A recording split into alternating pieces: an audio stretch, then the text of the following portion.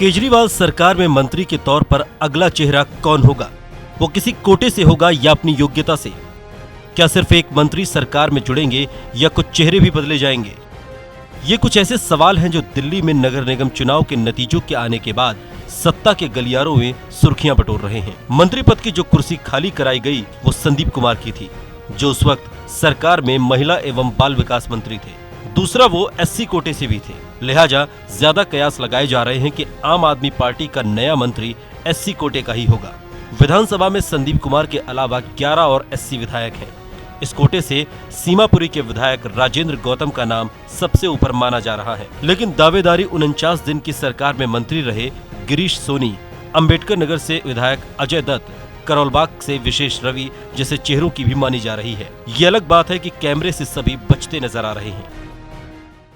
Cabinet के विषय में कोई डिस्कशन नहीं हुआ है, बस यही हुआ है कि आखिरकार आप क्या मंत्री पद की दौड़ में आप शामिल हैं? नहीं, मंत्री पद की दौड़ में मैं शामिल नहीं हूँ। पंजाब चुनाव से पहले मंत्री के खाली पद पर सिख चेहरे को लाने की भी चर्चा चली थी, लेकिन पंजाब चुनाव के बाद पार्टी क्या ये प्रयास करेगी, ये भी सवालों में है। सरकार में एक मंत्री की कमी है और कहा जा रहा है कि सिख कोटे का मंत्री हो या एससी कोटे का हो या महिला है, तो क्या आप तो सीनियर हैं, लगा दूसरी बार जीत के भी आए हैं, चीफ व्हिप की जिम्मेदारी भी निभा रहे हैं, क्या सरकार में जाने के लिए तैयार हैं? अपने सवाल का जवाब खुद ही दे दिया है कि सीनियर भी हैं और मुख्य सचेतक भी हैं। मुख्य सचेतक जो है उसका ऑलरेडी कैबिनेट रैंक होता है। एक सिख को इतनी बड़ी उपाधि दी हुई है, बाकी 67 के 67 आम आदमी थे। किसी को भी जो है वो जिम्मेवारी दे देगी तो सबके लिए वो जो है वो मान्य होगा।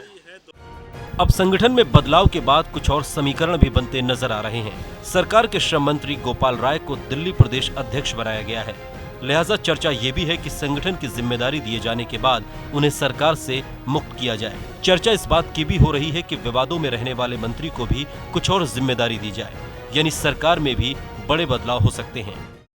अभी पहले समग्रता में कर रहे हैं। मैंने कहा ना, संगठन, सरकार और ईवीएम तीनों को लेकर के हम लोग समीक्षा कर रहे हैं। खाली पड़े मंत्री पद पर नियुक्ति को लेकर विपक्षी पार्टी बीजेपी पर सवाल उठा रही है, लेकिन ये भी समझना जरूरी है कि किसी को मंत्री बनाना या न बनाना मुख्यमंत्री का विशेषाधिकार होता है। पिछले सितंबर महीने से दिल्ली सरकार में मंत्री का एक पद खाली पड़ा है। पहले 5 राज्यों के चुनाव की वजह से और फिर दिल्ली नगर निगम के चुनाव की वजह से मंत्री पद पर नियुक्ति को टाला जाता रहा। अब निगम के नतीजे भी आ गए हैं, लेकिन नतीजे कुछ इस तरह के आए हैं कि संगठन के भीतर बवाल मचा है और सरकार अब भी ये तय कर पाने की स्थिति में नहीं है कि मंत्री पद पर किसकी नियुक्ति की जाए। दिल्ली से कैमरा पर्सन संदीप नामुंडा के साथ मैं विश्वजीत झा, टोटल न्यूज़ के लिए।